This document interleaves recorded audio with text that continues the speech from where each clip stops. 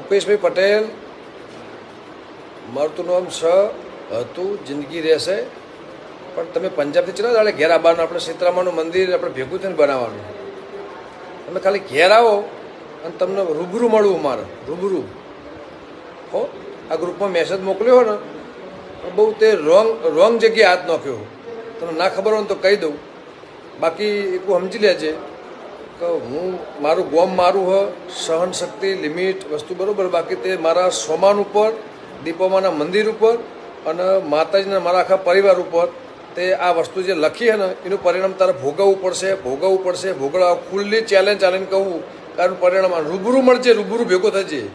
ફોનથોડ બેઠો જ છું અને તારી રાહ જોઉં છું. પંજાબ ભાઈ, હરિયાણા ભાઈ, દિલ્હી ભાઈ, ઘેર આવજે બેટા જલ્દી. આપણે રૂબરૂ સીતરામાની વાત કરીએ. આ હોળા ગ્રુપ કરે કહેવાય ને, હોળો હવે થાય તને બતાવું હોળો કરે કહેવાય.